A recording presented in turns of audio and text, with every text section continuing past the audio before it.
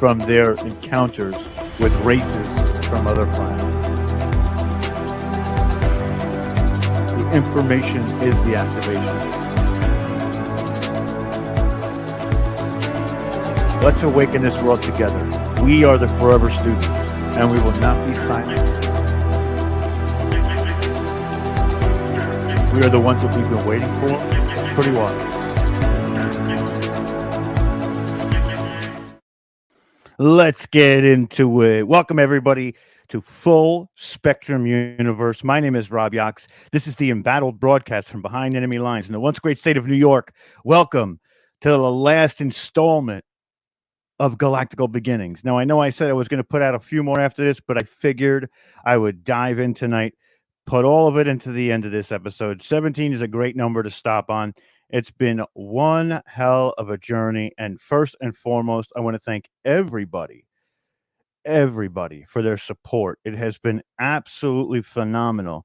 The feedback and everybody telling their ideas of the information. And it's so incredible, this culmination of all of this information. And again, tonight, throughout this chat, we're going to be putting a link to a Telegram group into the chat. And what that is, we have the official broadcast Telegram.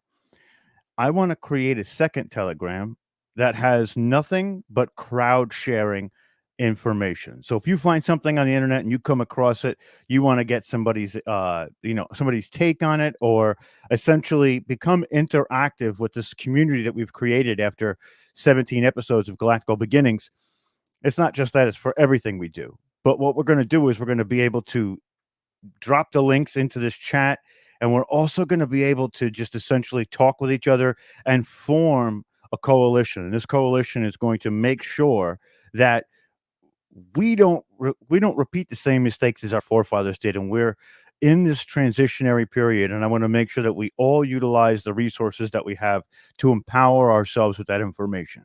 So with that being said, we're going to get into the information. Again, I want to, from the bottom of my heart, I want to thank everybody who has supported this broadcast, who has supported this series. Trust me, this is just the first series of many, many more that are going to just blow the socks off of some of the stuff you've seen before and dive in a little bit deeper to some of those subjects as well. So, again, I wanted to thank you with the tremendous amount of love and respect for you that I have, and what you've given me in a way of kind of making me a little bit more confident in some of my own research. And this was such a tremendous undertaking that it really was a lot. It was a lot of information to digest and to try and put together. But now, since I've done this, I feel like I can do just about anything, any information. Nothing is off limits to us, because with passion and knowledge, nothing should be off limits to anybody, right? So let's get into part 17, the final installment of Galactical Beginnings, right? Tonight is called Entering into the Golden Age. We're going to be talking about a lot of topics that reside from the late 1990s right up to today. And we're also going to be tackling another subject on the tail end, and that's going to be the solar flash that is supposed to take place. We're going to talk about what the solar flash does to your consciousness, what the solar flash does to the planet, what it does to, what are the potentials of what happens afterwards. And you'll understand what I mean when we get there. So tonight's a little bit like cruise control. Tonight we're going to go over some things. It's going to be sort of not as continuative as the other episodes, because we're going to be patching little holes about what's next and how it kind of relates. So bear with us while we go through that, or bear with me while we go through that. But also, again, I want to put this link into the chat, and this is going to be a place where we can all share information with each other. It's going to be absolutely incredible. And it's a Telegram link to a Full Spectrum Universe channel. And this is going to be the one that we're going to build off of to create an archive for everybody to access at one point in time once we get enough information in there. So it's incoming into the chat right now. So if you're here right now, make sure you share that a few times throughout the chat while I'm going in on everything. So first, we're going to start with the ICC and Solar Warden, right? So the ICC and Solar Warden we talked about last time, and they were the two major SSP programs that were essentially interacting with humanity on a constant basis, some even derived from humanity itself, like Solar Warden. And, they both may have had different agendas, but they both agreed on at least one thing. And that was that they needed to keep what they were up to secret from everybody else. Something that something like this is tough. It's tough to do when you're constantly vanishing people from the face of Earth through recruitment and abduction. And again, we say abduction because this is just a quick side note. Remember the craze of the UFO abductions and the cattle mutilations and etc. that went on between the 70s and 80s. And then just kind of teetered out of existence where we don't hear about it the same way anymore. I mean, the abductees who recalled their experiences all recalled the same kind of gray alien. Is this gray alien being, right, with big heads, small bodies, big shaped almond eyes, and this is synonymous with what we believe the word alien to mean, and that's why we say that these are the aliens, right? And it turns out that they really, at least, they weren't the aliens that we think that they were, right? And we're going to get into why that is a little bit as we go down, but it's complex. They are there are gray reptilian beings that we showed you in the last episode who basically look exactly the same, and they carry out abductions in the same way as well. But most of those abductions were carried out by the clones created by the ICC in ships that were built by humans, right? So these clones that were created were given human ships to perform experimentation and abductions. And the abduction campaign was partially to carry out a genetics experiment, but they also to continue promoting a general terror of extraterrestrials and alien invasions, which is an important element of the Cabal's master plan, right? We know that to be true. So let's keep going. You know, they would take these people and they would all come back with some sort of, they were, poking at me. They were taking my semen. They were taking my ovarian fluid, all that kind of stuff where they were put to basically a genetical anomaly. They would find genetic anomalies, take them out, and create hybrids. They would be rewriting genetical code for people. And what does that mean, right? So that could essentially be that they were trying to figure out what the next stage of human evolution was. They were trying to basically create, their own race upon which they took genetics from both themselves and and whatever entities were out there and humanity, just like we know we're 22 different, 23 and me is the 23 different, hominoid type alien species that all conglomerated to make up the human genome, right? We know that to be a fact because they tell us we have 10 dormant strands of DNA and only two are active. And I call those 10 junk DNA. So it's really something different, right? And I forgot to mention this before, guys. Do us a favor, please comment on the bottom of this stream when it's finished and share this out. This information has been earth shattering for myself and hopefully for the people watching, and it changes perspectives a little bit than some of what we've heard before because it's a lot of different places of information coming together and finding those common links. So, you know, I really want to make sure that we share this out because it's our duty to humanity to help wake up everybody around us and to help get those people who are sitting on the fence to really see the dynamics and the nuances of what this community brings to the table. And again, right after this tonight, Watchers Talk is going on with the protocols of Saturn. He's got his episode all set up, and it's kind of wild. We're throwing a couple of ideas around to do some events, to do some sort of courses or classes that we can enhance some of this information even further. So keep an eye out for that. There's a lot of stuff going on behind the scenes, everybody. Um, I have found ways to help, you know, facilitate specific conversations that I might not have been able to do before. We have uncensored versions that are going to be on a different platform. And again, we have the crowdsourcing, which will be put into the chat. If not, scroll up a little bit, it's there. This is what we need people to really, bring to the table and help us to essentially make sure that we're sharing everything that we've been finding with each other. So let's keep going because I'm already wandering off topic, which is crazy. So now we get to basically the ICC and Solo Warden, and they get back together after being almost at odds for a very long time. They were just maneuvering one like parallel to each other. They were never directly opposed to each other. But what they do is they hammer out a mutual beneficial agreement that any civilian who was recruited or abducted into the SSP program had to go through a process. And that process was called the 20 and back. The 20 and back has been talked about from just about everybody who is synonymous with SSP or special access projects or special access programs, whatever you want to call it. This 20 and back is the benchmark of what SSP is about, right?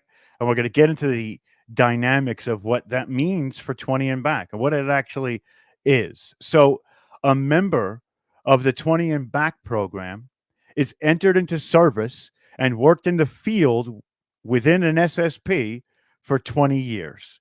Then they're sent back into time to the point at which they had been recruited or abducted and had their physiological age regressed by 20 years.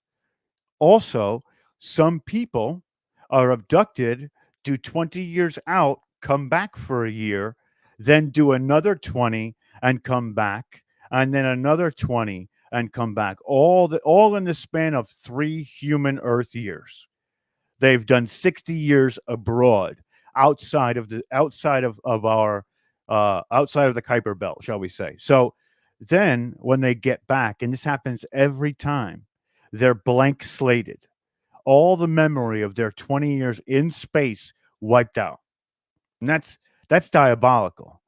Now imagine what these people would bring to the table if they were able to remember what this is. And it's not even 20 years into the future or backwards. They could be taking them into an alternate dimensional pocket that essentially time doesn't reside in the same frequency as it does here. Time is a human construction, a relative human construction. We use the rotation of the planet with the sun's position to calculate time, right? So if we're taken outside of that matrix and we're just in a blank pocket of space, time could move slower also with gravitic density, right? There's so many different alterations that we can make to time, but we're getting off topic a little bit. But this is essentially what it is, right?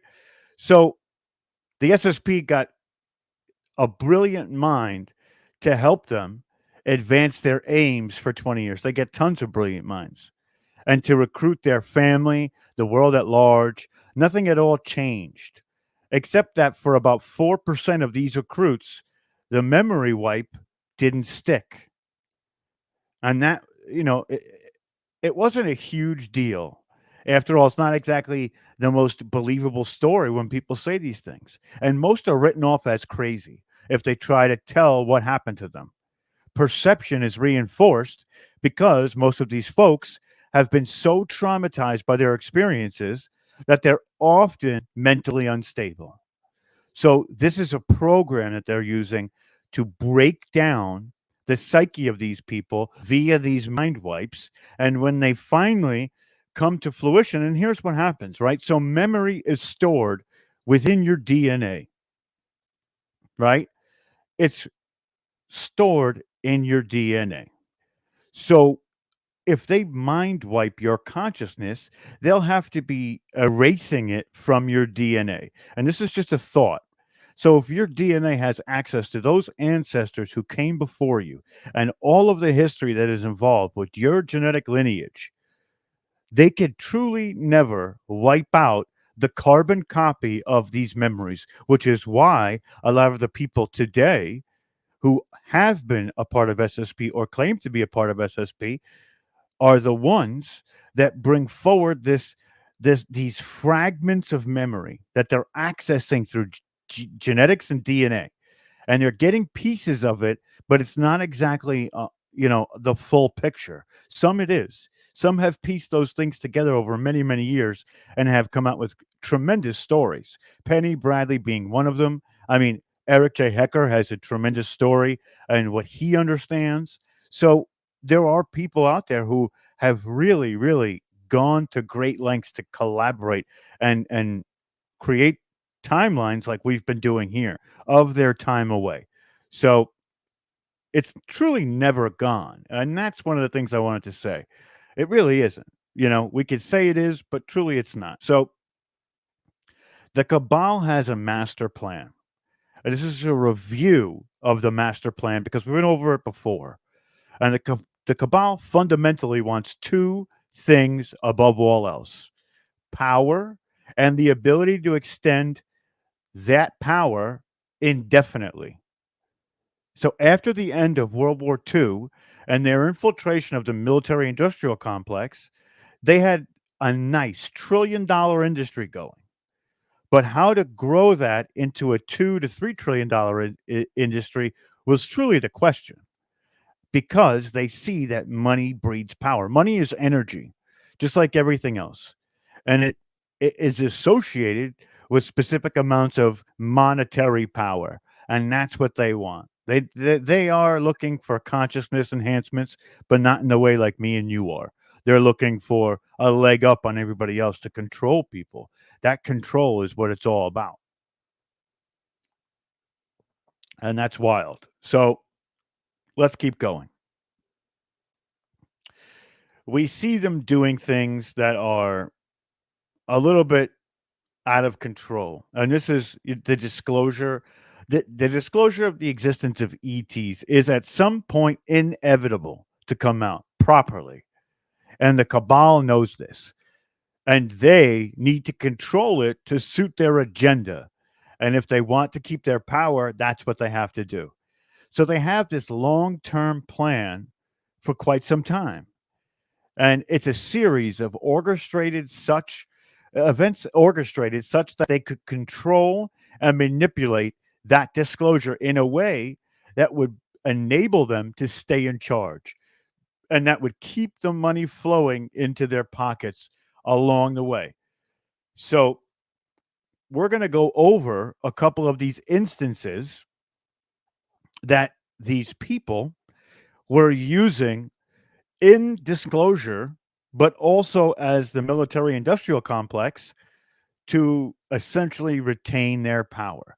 And we're going to dive in real quick. So this is this is a old school Freemason calendar or Freemason wall where they have affirmations or agendas plastered on it, and this is what they want to achieve. So I thought it was fitting for the long term plans. So the first one we have up is the Korean and Vietnam War. Big money makers for them. This was all about the money. Contact happened during this time period as well, especially the Vietnam War. The Vietnam War saw more unidentified flying objects than just about any other war to date. So we have also, weapons that were being used or shot at these entities, and they literally turned those weapons around and shot them back at us, which is what we talked about a couple episodes ago. So the next one is the Cold War and the threat of space-based weapons.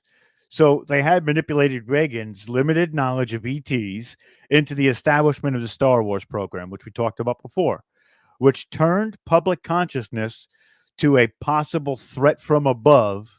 In this case, it was nukes from Russia, and they kept the cash flowing into their special access programs. This also introduced the idea of space-based weapons to the public. So now we see this perpetration of fear, because fear breeds control.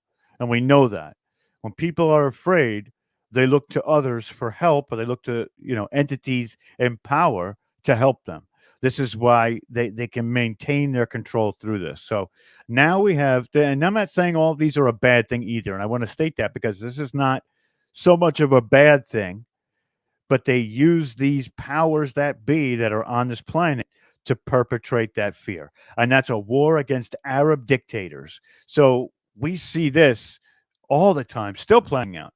Planning for this started in the 1970s with folks like Saddam Hussein already being singled out and maneuvered into position for their future roles. This was kickstarted with 9/11, one of the most obvious false flags of all time, though certainly not the first. In the war that followed, we began to see the use of drones and other weapons. And the drones are going to come into play a little bit later on. So we'll get to that in a moment. But they also have the asteroid, the fear of asteroids, a fear of asteroids and planets on a collision course with Earth had been a propaganda campaign to keep the public consciousness tuned to a threat from above. 1998 saw the release of both Deep Impact and Armageddon, which were both funded by the cabal, and it was around this time that the threat of Planet X slash or air quotations Nibiru coming to collide with Earth or sideswipe it. And this surfaced tremendously in the New Age community. And we know that this never happened. They called this out. This was a propaganda. And this is what they do. They infiltrate places like the New Age community or specific religious programs, and they perpetrate these frauds or these lies. And then people become afraid or look to that next what is it? What's it going to be? Is it going to be the asteroid? Is it going to be Nibiru? What is it? What is it? So we see this happening and they keep this going. So now is another one is a war against extremists in third world countries. This is where drones come big into play. This is where we have been for some time now. This war is carried out to a large degree by remote drones, which are not full space-based weapons, but are a step along that manner or in that idea, right? And they do this because now we have a bad guy. Everybody's focused on the bad guy. It's a sleight of the hand. It's one of these. It's a hey, look right here, right? You can't see me because of the screen grab. Look right here while I slap you with the other hand, right? It's taking your focus off what's really going on. And that's what they do. That's another part of what they call revelation of the method, where they're telling you what they're doing, but they're burying it in a way that you can't understand it, see it, or you're not looking for it. And they do that. They tell you what the next step is. When I do political rants, I do get into a lot of predictions because I know the playbook. I've studied the Kabbalah's playbook time and time again. They use the same things over and over and over. And we keep telling people that history is cyclistic. It so is. And Omar's right. They invert everything. Everything to be good can be inverted in a way that they just turn it to shit. It all turns to shit. But they make you think that you're doing something right. And that's the key. This is what feeds them. This is that loach that we talked about. This is that fear that feeds the people who they answer to, right? Let's keep going. So the next big one, of course, in the abduction community is the alien invasion. Now, they have the technology at this point to stage an alien invasion or a false flag stating an alien invasion through the use of holographic images, sounds, plus actual physical drones that look like aliens. It would be very convincing, but total bullshit, right?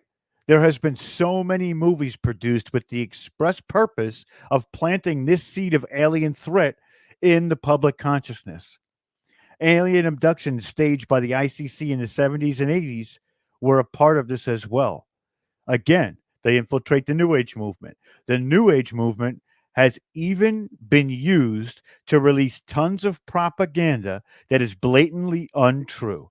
About 99% of all the information out there on UFOs and aliens is well crafted disinformation with one goal: to support the ultimate and final card to be played, the ruse of interplanetary warfare. This would allow the cabal to reveal the existence of ETs, but to frame them as evil, when in fact the vast majority are either indifferently neutral or benevolent, while casting themselves as the good guys who have been working behind the scenes all this time to develop the technology to save humanity from this invented threat. They could control disclosure and come right out into the open and be hailed the heroes. This almost happened. This almost happened a lot. Okay. And we're going to tell you a little bit of how this almost happened. And this gets to December 5th, 2014, right? So we see that the cabal was freaking out. All of these giant spheres, hundreds, maybe thousands at this point, have entered the solar system. And nobody knew their intention, not the cabal, not the SSP community. Nobody knew their intention, right? They weren't communicating. It didn't respond to attempts to ascertain their motivation or polarity. The cabal does not like unknown variables, especially ones that are beyond technologically advanced than theirs. They're so far past them. So they made a crucial mistake that had massive, massive ramifications. And we're going to get into what they are too, because this is where things get a little bit crazy, right? So this is a few days later, but the first one we have is a remote base in Australia, in the Australian outback. They had one of their most advanced scalar weapons in this facility, and they basically sighted in on one of these blue spheres, right? And this sphere was actually in the third density, which means that these spheres can transcend densities to interact with whoever they've come in contact with. But it was cloaked, right? And the cabal has tech that can see through cloaked objects, especially one that was that big. And the cabal took their scalar weapon from the Australian outback and they fired. They fired directly at one of these spheres. The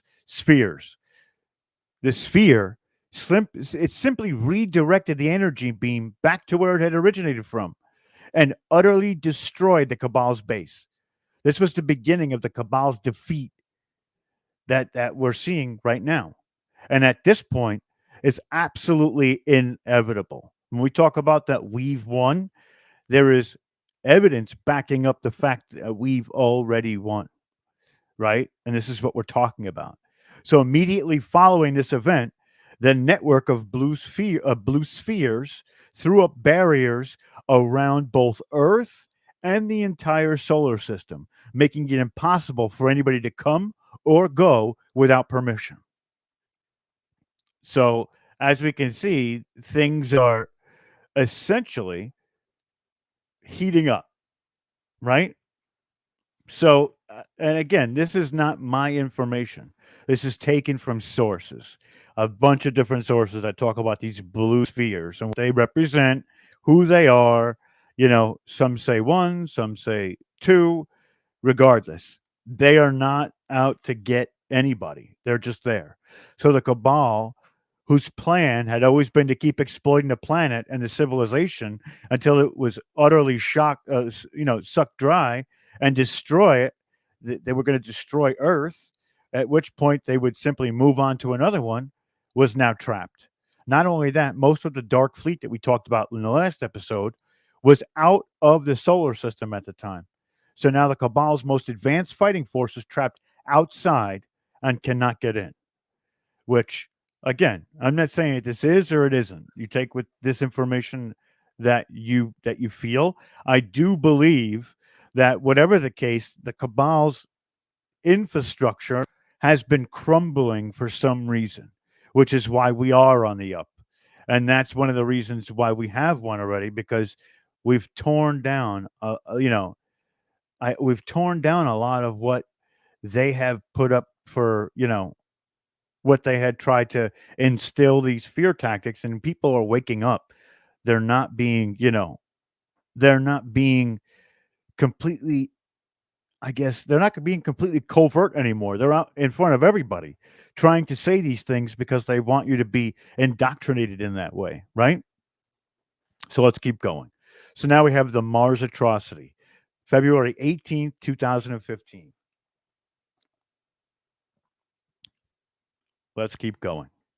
So we have, all right, the Mars atrocity The intelligence program inside the alliance had gotten actionable intelligence about an ICC base on Mars that was producing a critical piece of equipment that was going to be used by the ICC to step up their game. And essentially, they blew up the base along with the 250,000 innocent civilian workers without running it by the Alliance High Command. Within 24 hours of this event, they also triggered an earthquake off the coast of South Carolina and destroyed an underwater Draco base along with about 700 humans. And these events triggered an intervention by the sphere beings, right? So now we're seeing the cabal going after the ICC, right? Which they're basically in cahoots with at this point. And because of this lack of being able to essentially destroy these fears, they become paranoid and they start destroying their own stuff because they think that it's something's going to happen. They're going to take what they need from it and move on. So another aspect of what we're talking about here that I wanted to bring up, and we're going to get back to the sphere beings in a moment, but at this time, our solar system has moved into a higher vibrational region of the universe. And it's because we're moving through space. And of course, this is what's happening now. This is another reason for the awakening process,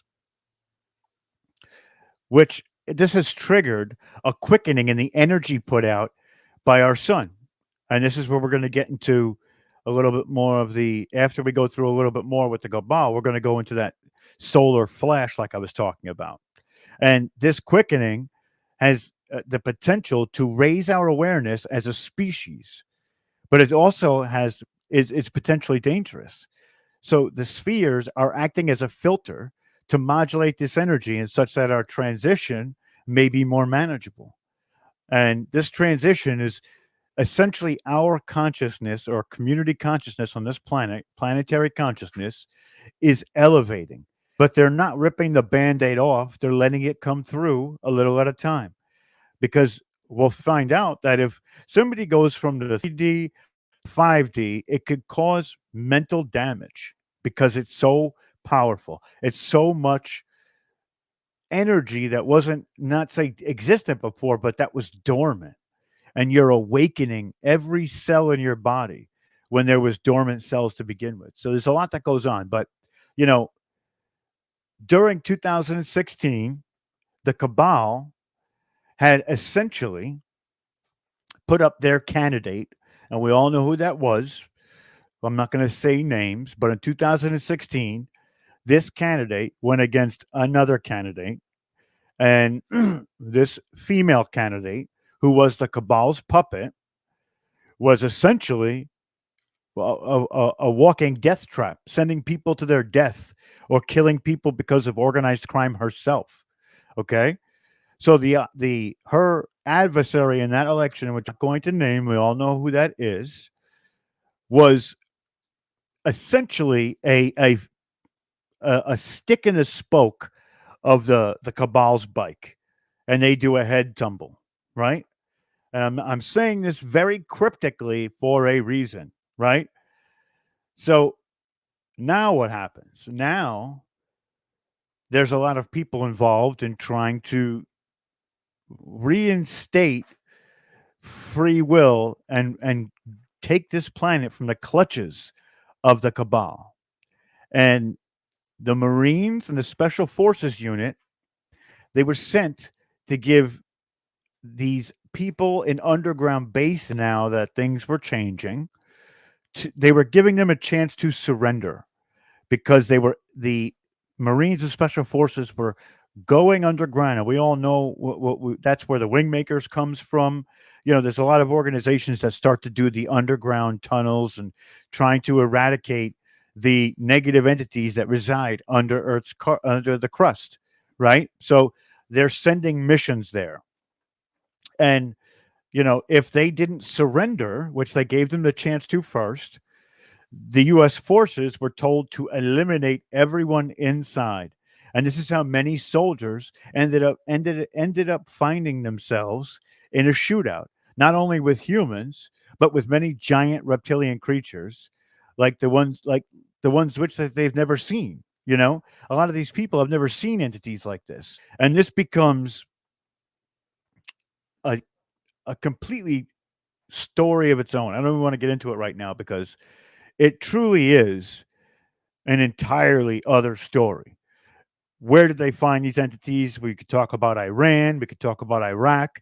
We could talk about, these caves that they found, these cave systems, where things were starting to, come to light that hadn't seen the light in hundreds of thousands of years as in entities. And what happens, right? These military forces, they go in there and they've never seen these things. So the first thing that they think is it gives them a little bit of like PTSD because it's the shock and awe of it all, right? So a lot of these people were on these missions, and even though these missions were super successful, many of these men and women ended up with that severe PTSD due to the shock unexpected encounter with something totally outside of any frame of reference except somebody's worst nightmare. So now we're starting to see a transition. We're starting to see this transition of military bases, of underground facilities are all switching hands now. It's no longer the cabal in control. It's no longer the Dracos in control. It's humanity and free will and the Galactic Federation and the Blue Sphere people. They're the ones helping us maintain our planet of creating a balance now where the cabal doesn't have its reaches into everything.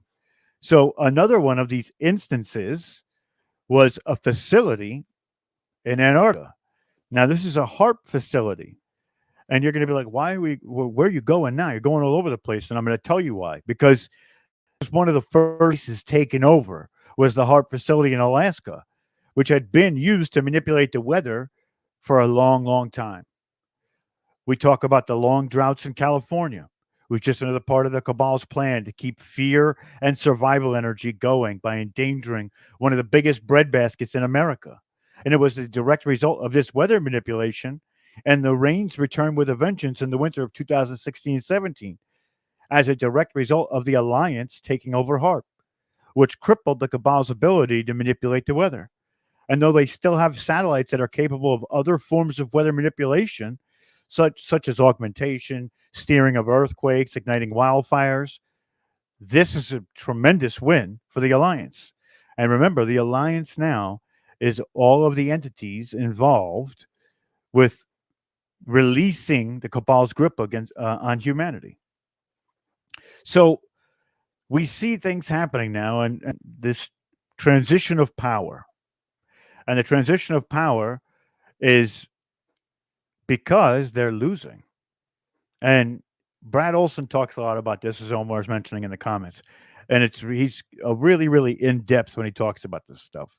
And we get to this point where, you know, I'm going to tell you what this picture is about in a moment too, but it's we're at a place where the transition of power starts to become more like even now. The two sides are even. The cabal doesn't have control over everything anymore. So now these transitions from cabal to humanity of installations like Antarctica was a bit more amicable. The sphere beings now has control over the territory since the election, since many government leaders, military commanders, and intelligence directors have been invited down to tour the facility and be briefed, which means that there are pockets within human culture that are in the knowing of what's actually happening, which means that the alliance is growing. And there's places where I guess stuff comes out and we start to understand it more, and we start to see, people's understanding really kind of wrap their heads around what's going on. So as we get further, I have, the cabal is losing much of their power. And that right there is Liz Cheney. Liz Cheney was a Republican from Wyoming who essentially was establishment through and through, right? Through and through. Her constituents asked her to come back. They wanted to take her out of office. She wasn't actually, complying with her constituents. So we see that she thinks that she's greater than or above, that she doesn't have to answer to the people. And if you're in America, that's not the way the government works. But I digress because we're getting a little bit further off the topic. So basically, now after this transition of power, everything is up and in the air. And the way is being paved for disclosure to roll out. But as of now, the way in which that will happen is still uncertain. And it's a delicate and staggeringly complex process. Just as the Marines who suddenly found themselves in a confrontation with the Draco ended up with PTSD.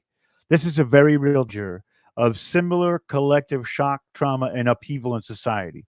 And should this exist everywhere, that has been going on so long to be revealed. And this is why it's important for broadcasts like this and Watchers Talk. People can take it in incrementally and not have to just fly out the window with it. Of course, some of us don't get that luxury, and some of us get that instant gratification of knowing that there's more out there, right? And that there's more to have. But a lot of people get stuck in their 9 to 5 routines, and it's hard for them to see anything outside of their daily routine, right? And this is another reason why the Galactic Federation, the Alliance, that's why it's important.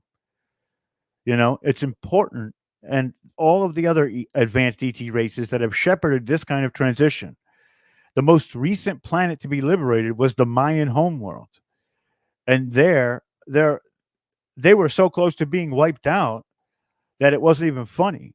And having the benefit of some of these experiences and understanding what happened on that world, these are the ascended masters of Atlantis almost. They're that bridge to the ascended masters. So these people are very, very important. And we see that the cabal is losing steam. Their hypocrisies are being shown time and time again. So now I want to get to the solar flash because we've caught up with the SSPs. We've caught up with galactical contact. So we're here. I mean, that was just enough galactical contact to 17 parts. Remember, this is the last part, everybody. So I'm excited to get on to a new topic, but it's a little bittersweet because this was a lot of fun. It was a lot of fun to go into this stuff, but we're going to keep going. So the solar flash, the reason why I bring this up now, it's because it's something that we're hearing prominently. Prominently. It's a hashtag on YouTube. Solar flash 2022. 2023, 2024, the solar flash is coming. What's it going to do? What's it going to be? I'm going to help you with that. I'm going to help you a little bit. So we understand of what we were saying before is that the sun has a 29,000 year cycle. Well, apparently the culmination of that cycle is this flash. When the sun puts out a massive burst of energy and then goes dark for 3 days. This is not a physically dangerous event, though.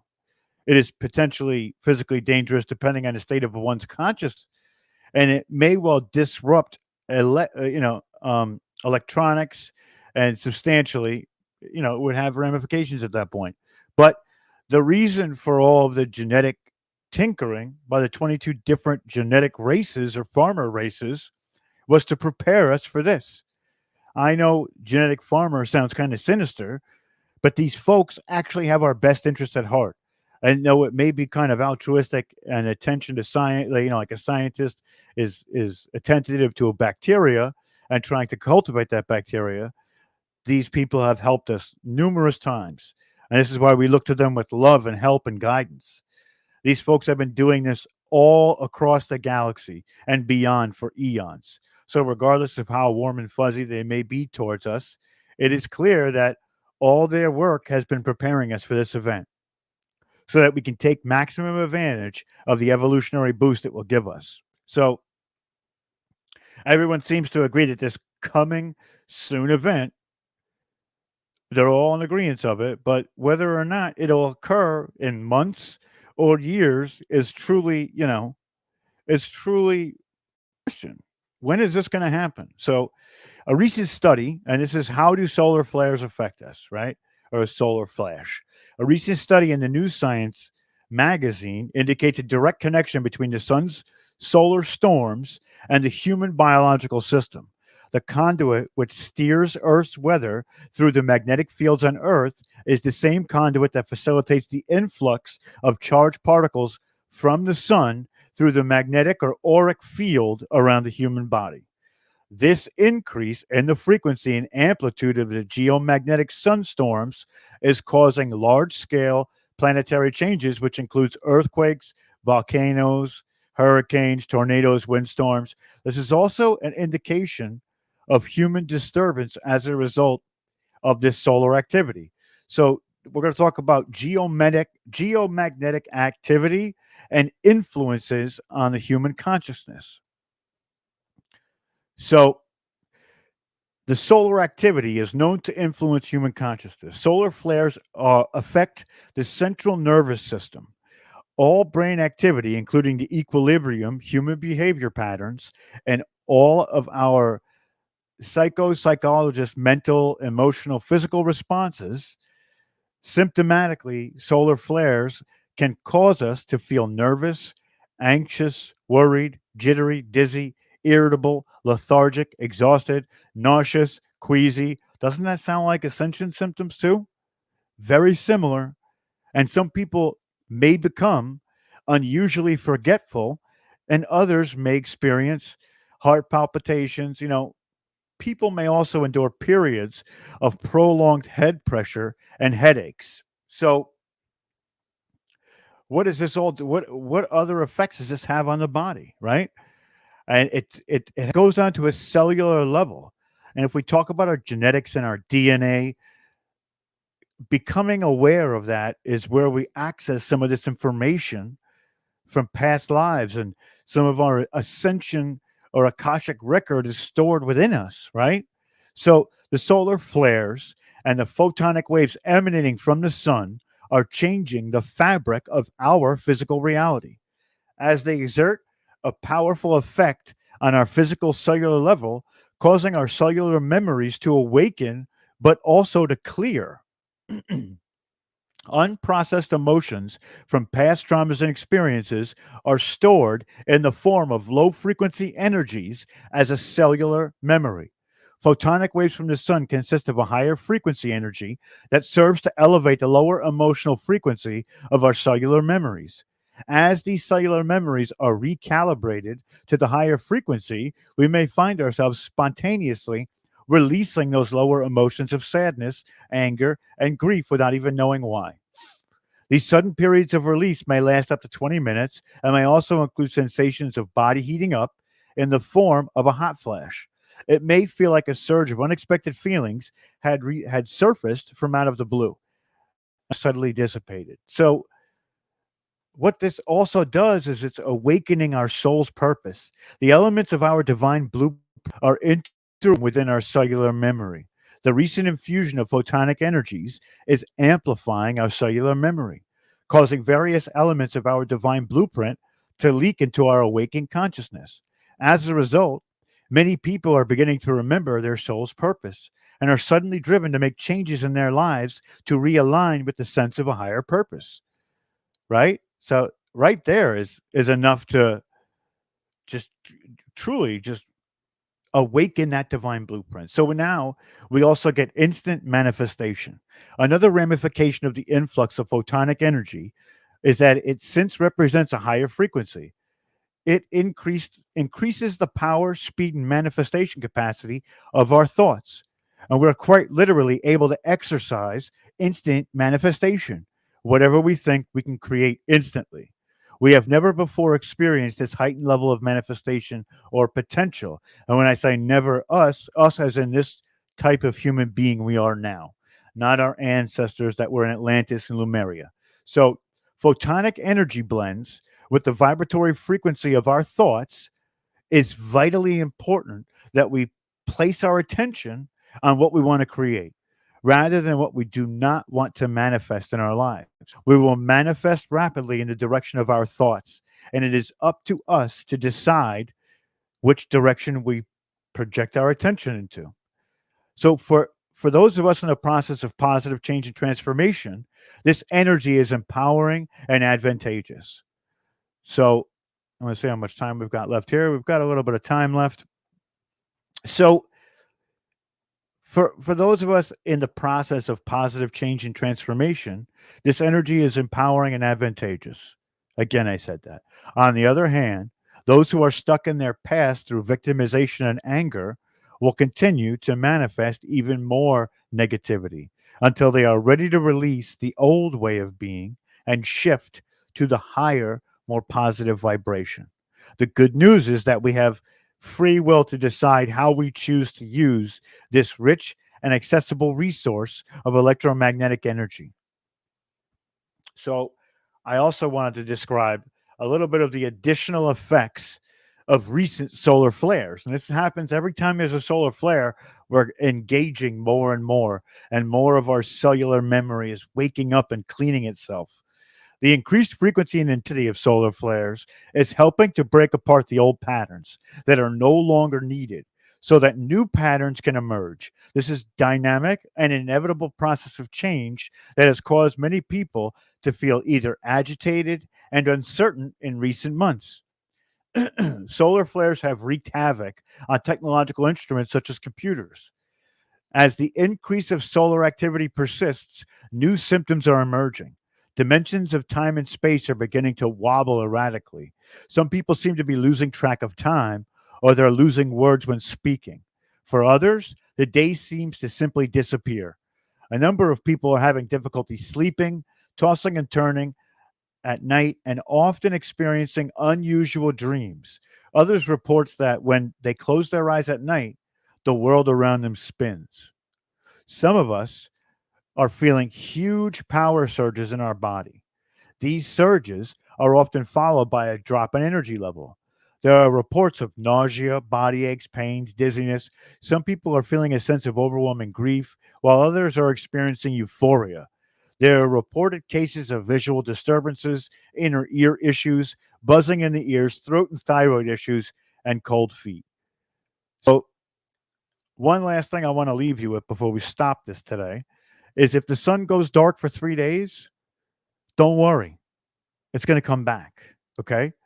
And reading all of those, I have experienced a ton of these symptoms, which validated the fact of what I've been feeling. So that's the presentation.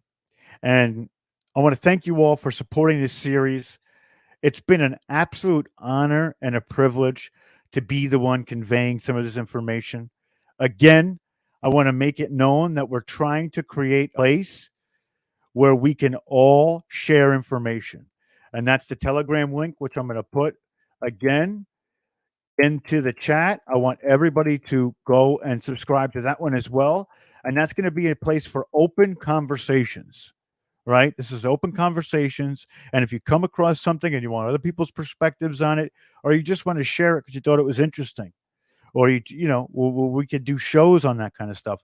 This is how we become the most interactive platform on the internet.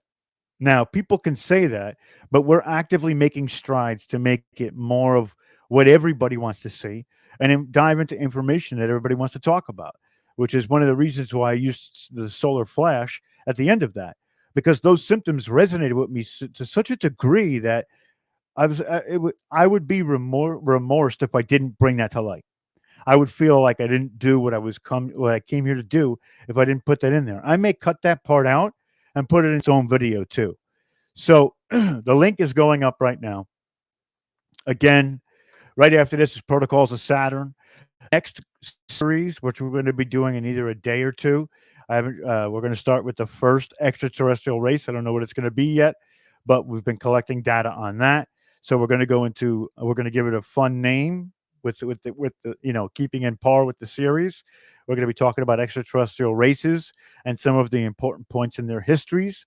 We're going to make hour-long episodes, just like we've been doing here, and we're going to go ahead and dive in a little bit deeper on that stuff. It seems that people love the galactical stuff. After we do that, we'll go into consciousness levels, another series. I may even start doing them at the same time. I'm not sure, just to mix it up a little bit, but we'll see how that works out. But again, everybody, I am honored, honored and privileged to be up here talking about this stuff. And I thank everybody for their support.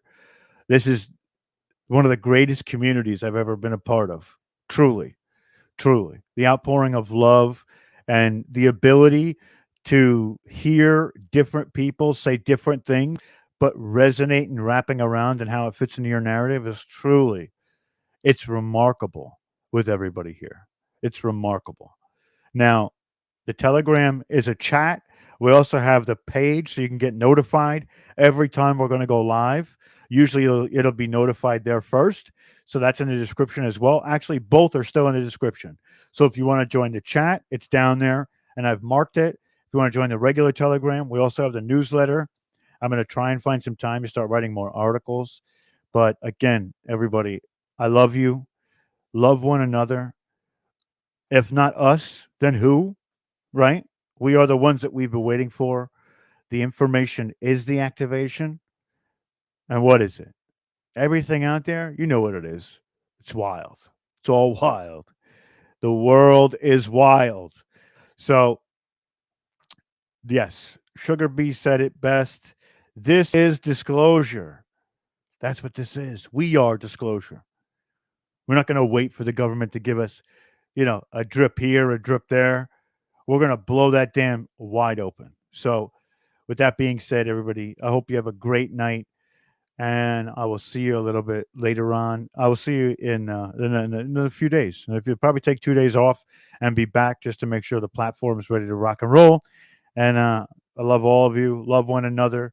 Pass that love forward because it comes back in spades. Thank you.